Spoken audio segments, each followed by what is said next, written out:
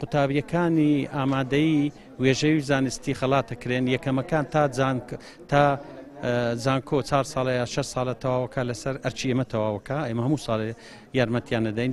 دووەمین و سێمینەکانی وێژەی ئامادەیی ئەوانیش خەڵاتەکرێن بە یەکجار مەبلەغێکی یەکجاری لەگەڵ متەوەستە ناوەندی یەکەمەکە ئەویش خەڵاتەکرێ دەگەر پەیمانگای هونەرە جوانەکانی ڕەواندز یەکەمەکان خەڵاتەکرێن. بەڵێ بەڕاستی ئەم ساڵ و ساڵی ڕابردوش غەدرێکی زۆریان لە قوتابیان کرد کە زۆریان ناویان نەهاتەوە، وابزانام 16,000 قوتابی بوون. بەڕاستی غەدرێکی زۆرەوە داوایان لێ دەکەین کە ئەوانەی خولی دووە من ئەوانیش دووبارە لەو بەپێی نمرەکانیان لە کۆلێژ و زانکۆکان وەربگیرێن و دەرچوانی کۆلێژ و زانکۆکانیش دابمەزرێن و ئەوەندە کۆلێژی ئەهلی نەکەنەوە لە کوردستان زیاتر دامەزراوەی زیاتر بکەنەوە بۆ ئەوەی دەرچوانی کۆلێژ و پەیمانگان دابمەزرێن لە بوارە زۆر بە جۆرەکە. بەنسبەت سیستەمی وەرگرتن بێگومان ئەو ساڵ قوتابیەکی زۆر وەرنەگریا لە زانکۆ پەیمانگاکان هەر دەرەجە بەرزشانەوە، بەڵام وەرنەگریان بێگومان ئەو گرفتانە دەبێتە مای سارکردنەوەی قوتابیان لە پرۆسەی خوێندنەوەی هیوادارن ئەو گرفتانان چارەسەر بکەن بۆ